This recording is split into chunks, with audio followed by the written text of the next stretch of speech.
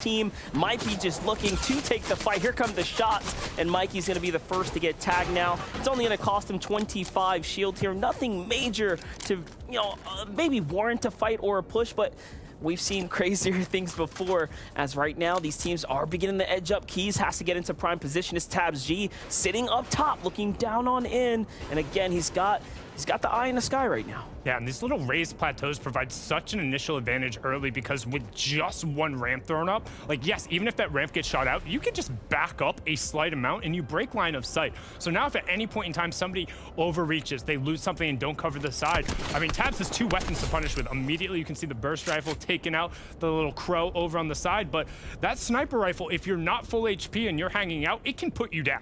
Yeah, definitely. That is a legendary find there. So nice little weapon upgrade for them. Quad's just going to go ahead and back off. They don't see the benefits of sticking around. Here's Bizzle and Diego. We talked about this being one of the more exciting teams because Bizzle, the veteran himself, pairing up with Diego, newer blood on the scene here. And again, coming in with a newfound confidence. And man, if there's ever an upset, it's not making it to the final stage because you come in 51st place. So Bizzle and Diego have a lot to play for, and it looks like they're coming out the gate explosive here already. I like Diego's poise right now. I like his positioning. It looks like they're playing smart and honestly confidently, which is most impressive, of course. Yeah, and you mentioned the 51st. It wasn't just once, it was twice in a row, back to back, and it's tough because, as our analyst noted right at the start of this, we haven't seen Bizzle and Diego in an official set lobby format. What does that mean? That means when you know the other 49 duos. Yeah, but don't forget too, qualifier 2, probably one of the more unfortunate circumstances in that regard, where they were like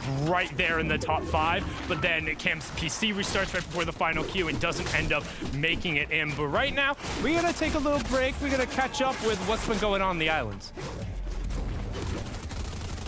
Hey, what's going on, guys? Just want to give you a quick update real quick on what happened with Muzz and Avery. You can see here, Avery goes down very, very quickly to Polarize and Nico, and this is happening over at Command Cavern. And we got to keep in touch with what's going on over here at Command Cavern because even though Command Cavern is like the most contested, it does net the most victory rounds in this FNCS. That's a really, really good point there, Vivid. Thank you so much for getting us all caught up. Command Cavern being that point of was Haji and Suscript coming in late from their contested drop. Keys is in a big fight here alongside Mikey. It's not looking good. One more tag, and basically Mikey's out. He's already finished up. Keys has another tag in front of him. Look at all the heals. Can you imagine?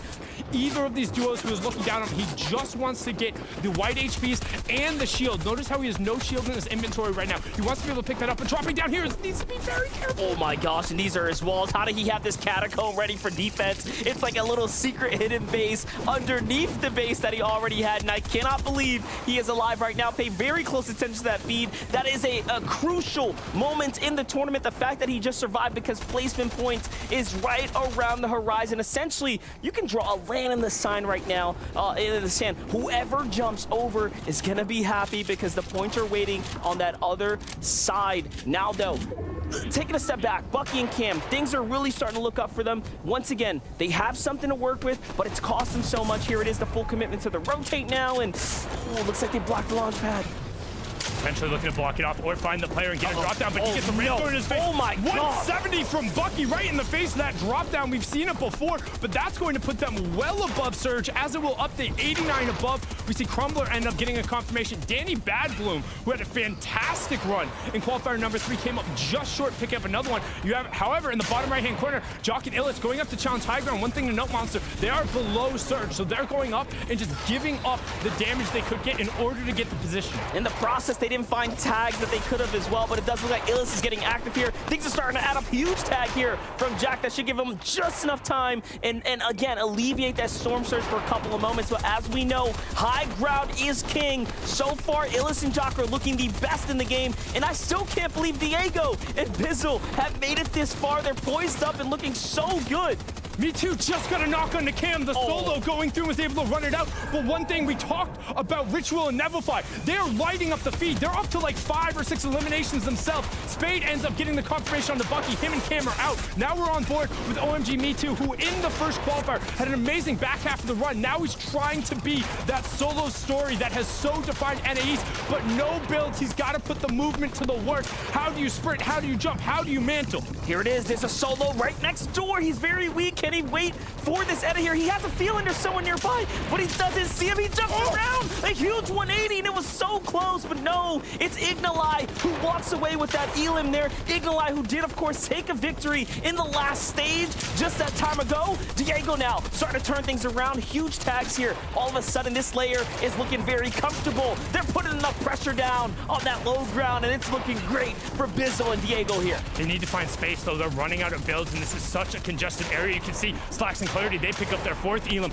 But what matters here? Yes, the consistency points are king, but if you want to book a chance to the finals, you do it right now. If you're a duel up, you want to get on your vacation. You want to get into the prep for next week, not have to worry about it. Pull a Queasy, hop in the pool where you're done. Clarity and Slacks, that won't be them. They're going to get taken down. But right now, Jock and Illis, they're doing the NAE Classic. They're on high ground, and not a soul is looking up. Definitely not. 2 solos still in play here, though, kind of mixing into the rest of the noise here. There's a lot going on, but that's not Chimp and Spade, who are at 6 Elims. Good material count, something decent to work with, and plenty of heals, a win condition, if you will, inside the inventory. One of those solos, Mars here, now trying to go toe-to-toe with, again, the player we've hyped up today, Diego, and of course, partnered alongside Bizzle. This is what we said. They'll do good in these kind of set lobbies, these set settings. Bizzle understands this play so well, and Diego is explosive, but so is Chimp. So are Spade. Here it is, and they do come out on top. Spade's down. Chimp is so close. What a clutch Elin there. But Spade is down, and that's going to be huge in terms of the win condition. You can see him going back, trying to find the correct number of heals, but with the extended 9th zone, it might not be enough. Right now, we have a 2v2, v2v1 right now, trying to close it out. Diego and Bizzle still together. Jock and Illis on the high ground. Casker with just barely any HP, and they're hunting him. So important. This is a refresh right here if they can get it. They get the materials, not the ruins. It doesn't matter. There's a player there, but no, the chaos confuses them. It's Chimp. We said it. He's explosive in the end games, and just like that, he dismantles Diego and Bizzle with very clever angling here.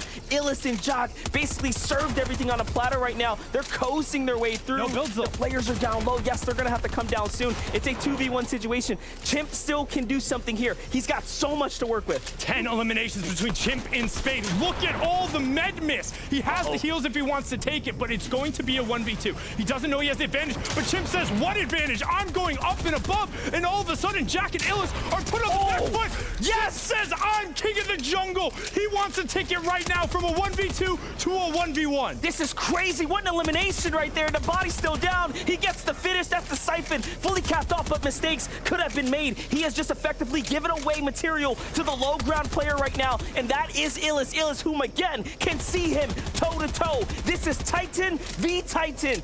These players are so good at what they do in some of the best in head-to-head engagements. We're talking, again, experience from the beginning of time. Can Chimp step up right now? Illis has been here much more times than Chimp, but Chimp is on high ground. It's a 1v1 situation. The clock is ticking. It's only a matter of time before they go ahead and collide. The grid space is changing up right now. He's going to be forced to go up. He's running out of builds. He has one more build to cover himself. If my count is right, he was +6. And he says, I'm done with this game. He's not going to let it happen. Sprinting back to the loot, but what he doesn't know is Chimp has just many, and Chimp is hawking him. Chimp says, I have 3 med miss. Let's take the count. Who's got the better spray? Illis is desperately looking for whatever he can, but if he doesn't get an angle, Chimp just did it himself. This is going to come down to, of course, who can win, and so far, it does look like Chimp and Spade have the lead here. That's it. Illis swings around, and it's not enough. Just like that, Chimp and Spade, the veterans. Still very, very good out of them for sure. And then obviously, also Crumbler and Mars, SBG, we see them right here on this leaderboard as well.